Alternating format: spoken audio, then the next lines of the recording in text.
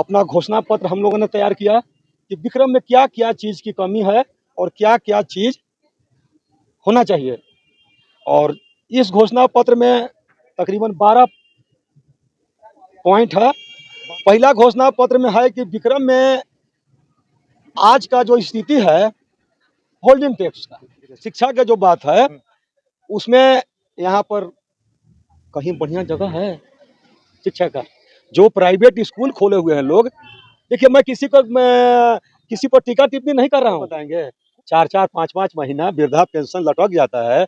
अरे जो उन लोग को 400-500 रुपया महीना मिलता है तो उन लोग के लिए, बुजुर्ग आदमी है, गरीब बच्चा लोग हैं, उन लोगों को हमारे लोग की तरफ से, अपना तरफ से या सरकार की तरफ से या नगर पंचायत की तरफ से ट्यूशन और शिक्षा की कुछ व्यवस्था उन लोग को करना पड़ेगा।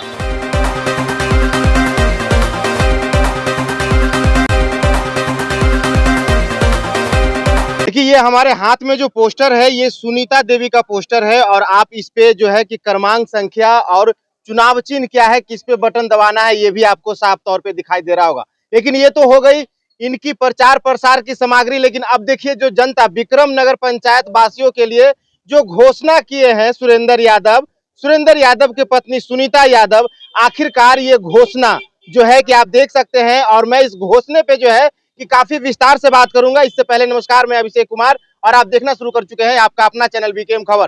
देखिए मैं इस पे विस्तार जो घोषणा पत्र सुरेंद्र यादव के पत्नी सुनीता यादव के द्वारा जो घोषणा पत्र जारी किया गया है विक्रम वासियों के लिए, इसी पे हम चर्चा करेंगे। हमारे साथ इन सारी मुद्दों पे चर्चा करने के लिए सुरेंद्र यादव खुद है। आखिरकार इस घोषणा पत्र की सच्चाई जानेंगे। सुरेंद्र यादव जी, बहुत बहुत स्वागत है आपका।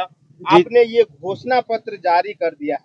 जी नमस्कार, आपको और आपके चैनल को हमारे तरफ से बहुत बहुत बधाई, जो कि आपका न्यूज़ जो है वो बहुत अच्छा चलता है, इसके लिए मैं आपका आभार व्यक्त करता हूँ। ये जो घोषणा पत्र जो आप इतना बढ़िया घोषणा पत्र जो विक्रम वासियों के लिए लाए हैं, आखिरकार इसके बारे में थोड़ा बताइएगा, इसकी सच्चाई बताइएगा। देखिए, सबसे इस घोषणा पत्र पे हम लोग थे, इस घोषणा पत्र की सच्चाई बताइएगा। आखिरकार इस घोषणा पत्र छपवाने का पीछे क्या है? देखिए, सबसे बड़ी चीज़ है कि कोई भी व्यक्ति जब चुनाव लड़ता है तो उनका एक कोई मुद्दा होना चाहिए। और विक्रम नगर पंचायत में जो चुनाव हो रहा है, तो चुनाव लड़ने के लिए हम लोगों ने एक अपना एजेंडा बनाया, अपना घोषणा पत्र हम लोगों ने तैयार किया कि विक्रम में क्या क्या चीज़ की कमी है और क्या क्या चीज़ होना चाहिए। और इस घोषणा पत्र में तकरीबन 12 पॉइंट है, 12 प्रमुख संकल्प है, जिसके तहत हम लोगों ने यह घोषणा पत्र जारी किया है। और यह घोषणा पत्र सुनीता जी के माध्यम से संकल्प किया गया है। पहला घोषणा पत्र में है कि विक्रम में आज का जो स्थिति है होल्डिंग टैक्स का, होल्डिंग टैक्स का जो मुद्दा है, अभी विक्रम नगर पंचायत में बहुत ही समझिए कि ये जटिल समस्या है होल्डिंग टैक्स का। होल्डिंग टैक्स में जिस प्रकार से मनमानी किया गया है वो तो नंबर 1 मुद्दा हुआ। होल्डिंग टैक्स में आपका जैसे गरीब तबका का लोग है, अमीर तबका का लोग है, मीडियम क्लास के लोग हैं, तो उसमें तो मकान के अनुसार ही ना आप होल्डिंग टैक्स उस पर मतलब से कि बांधिएगा, या आप होल्डिंग टैक्स आप जो लीजिएगा। अब मान लिया कि किसी का मकान खपड़ैल है, किसी का मकान करकट से बना हुआ, और किसी का जैसे बिल्डिंग है 1 तल्ला 2 तल्ला 3 तल्ला 4 तल्ला, तो उस हिसाब से एरिया के अनुसार से होल्डिंग टैक्स होना चाहिए। मगर विक्रम में जो अभी का जो स्थिति है वो मैं नहीं कह रहा हूँ, वो विक्रम के पूरा जनता आपको बताएगा। ये लोग बताएंगे कि क्या होल्डिंग टैक्स में मनमाना टैक्स बांधा गया है। जैसे एक झोपड़ी नुमा जो घा है उसमें भी होल्डिंग टैक्स करीबन किसी का 20,000, किसी का 18,000, किसी का 24,000 ये आ रहा है।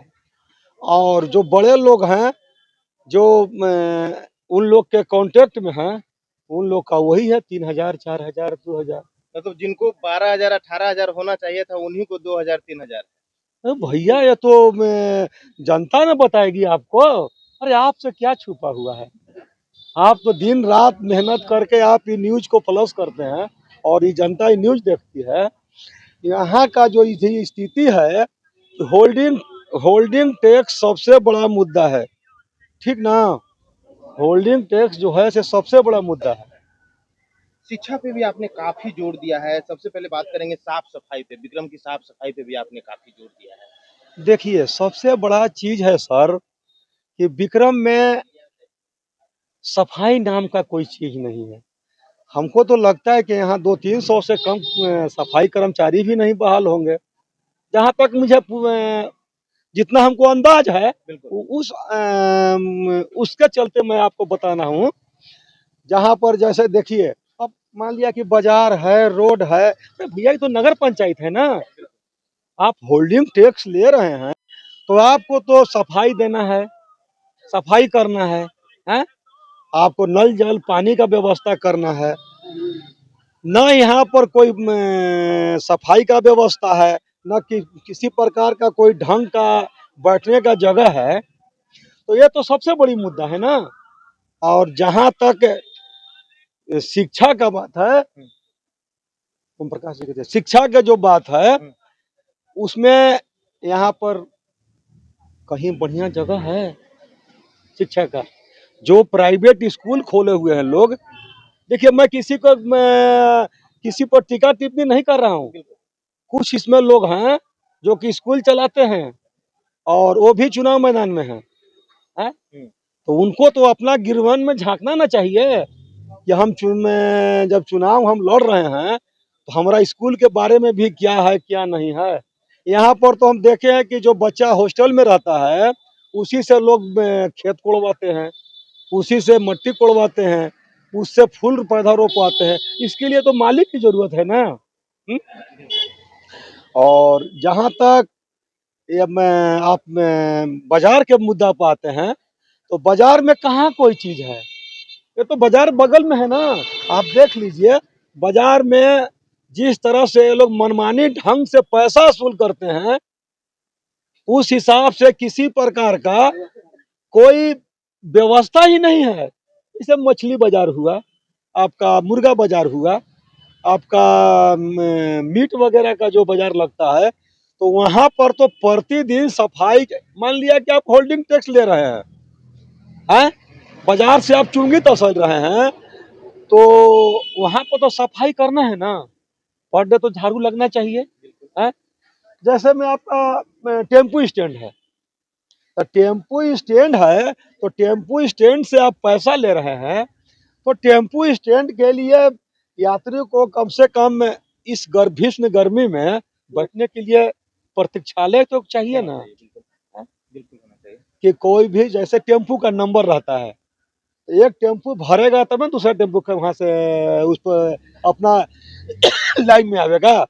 इसके लिए जो यात्रीगण हैं उसके लिए कुछ तो व्यवस्था होना चाहिए ना। और यहाँ पर सबसे बड़ी चीज है कि बाजार के लोग, देखिए कुछ यहाँ बाजार सरकारी थोड़ा सा है, स्कूल का है, और कुछ प्राइवेट बाजार लगता है। तो प्राइवेट बाजार वाला लोग दबंगई दिखाते हैं, दबंगई दिखा के मनमाना पैसा तहसीलते हैं। जिस दिन ये नगर पंचायत का चुनाव खत्म हुआ और यहाँ का सिंहासन बदला, सबसे पहले इस पर रोक लगेगा। वृद्धा पेंशन समय पर उपलब्ध करवाएंगे, क्या पहले समय पर उपलब्ध नहीं होती थी? ये तो आप जो पेंशन भोगी हैं वो न बताएंगे। 4-4, 5-5 महीना वृद्धा पेंशन लटक जाता है। अरे जो उन लोग को 400-500 रुपया महीना मिलता है, तो उन लोग के लिए, अब बुजुर्ग आदमी है, आजकल का 100 में 10 ही ऐसा बेटा चाहे बेटी है जो अपने माँ बाप का ख्याल करता है। जैसे में बुजुर्ग लोग का खैनी बीड़ी खाते होते हैं, तो उन लोग को तो पैसा देना नहीं चाहता है कोई। तो उनका जो पेंशन होता है उससे अपना लोग जीवन व्यापन करते हैं। जैसे में आपका दवा दारू है, तो सब कोई नहीं है जो कि अपना गार्जियन को समय पर दवा दारू या जो भी है, उन लोग का भी तो कुछ खर्च है ना। तो उसमें तो वृद्धा पेंशन टाइम पर मिलना चाहिए। जैसे में वृद्धा पेंशन हुआ, आपको विधवा पेंशन हुआ, विधवा लोग के लिए भी पेंशन है। तो विधवा पेंशन जो है वो भी टाइम पर होना चाहिए। इसलिए कि जो विधवा हो जाती है तो उसका तो समझिए कि संसार ही उजड़ जाता है। तो उन लोग को भी टाइम पर ये सब होना चाहिए। अच्छा, मृत्यु प्रमाण पत्र है, जन्म प्रमाण पत्र है, इसमें तो आपको नगर पंचायत विक्रम में अनियमितता ही नियमितता है, पैसा लिया जाता है। जन्म प्रमाण पत्र में 1000 से 2000 रुपया। मृत्यु प्रमाण पत्र, आज हम वार्ड नंबर 10 में मनेर तेलपा हम सुबह घूम रहे थे, वहां एक विधवा बताई हमको कि हमारे पति का देहांत 5 साल पहले हो गया था।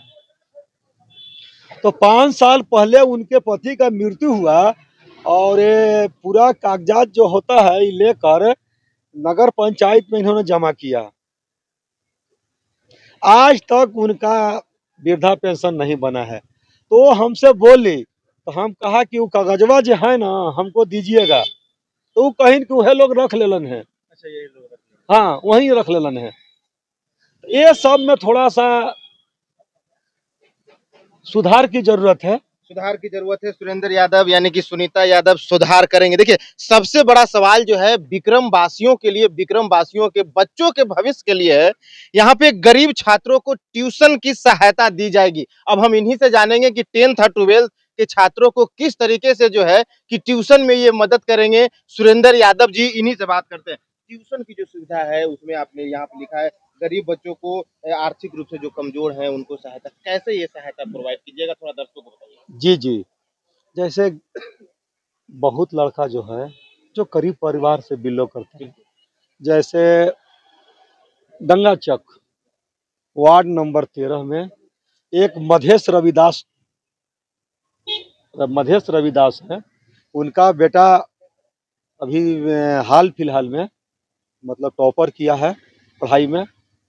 हम लोग गए थे उनके यहाँ, तो वैसा वैसा बहुत बच्चे हैं जिनको आर्थिक स्थिति ठीक नहीं है और वो पढ़ने में वो बहुत तेज है। तो हम लोगों ने सोचा है कि जिस दिन हम लोगों का सरकार आएगा, सरकार कहिए या जो वहाँ पर होगा, तो वैसा जो असहाय तौर पर जो गरीब बच्चा लोग हैं उन लोगों को हमारे लोग के तरफ से, अपना तरफ से या सरकार के तरफ से या नगर पंचायत की तरफ से ट्यूशन और शिक्षा की कुछ व्यवस्था उन लोग को करना पड़ेगा। इसलिए प्रतिभा का कमी नहीं है भैया, प्रतिभा बहुत है, मगर उसके पास अब उनके पास उनके पिता जो मजदूरी कर रहे हैं और शिक्षा में टाइम पर किताबें हुई, कलम हुआ, कॉपी हुआ और जैसे ट्यूशन वगैरह है उसके लिए थोड़ा बहुत उन लोग की मदद की जरूरत है। और जिस दिन हम नगर पंचायत में आ जाएंगे, 6 तारीख को शपथ ग्रहण होगा, 30 को 28 को चुनाव है, 30 को वोटिंग होगा, 6 तारीख को शपथ ग्रहण होगा। अगर हम शपथ ग्रहण में आते हैं और हम जीत के आएंगे तो ऐसा जो बच्चे हैं उनको हम एक लिस्ट तैयार करेंगे और इसके लिए जितने भी प्राइवेट स्कूलें हैं जो अवैध रूप से चला रहे हैं लोग के, उन पर नकेल कसल जाएगा। इसलिए कि आपको हर स्कूल वाले को कुछ न कुछ ये गरीब बच्चों को आपको पढ़ाना पड़ेगा। ये लोग मनमाने ढंग से रुपया लेते हैं हर साल।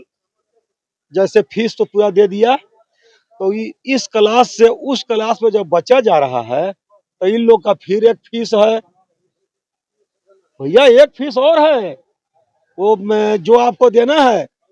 जैसे 5000 हुआ चाहे 10, एक हम न्यूनतम हम बता रहे हैं कि इतना ये लोग तहसीलते हैं। यहाँ तो 10,000 रुपया लोग लेता है। और जहाँ तक है कि गरीब बच्चा के लिए जहाँ तक होगा जगह चिन्हित करके उसको किया जाएगा।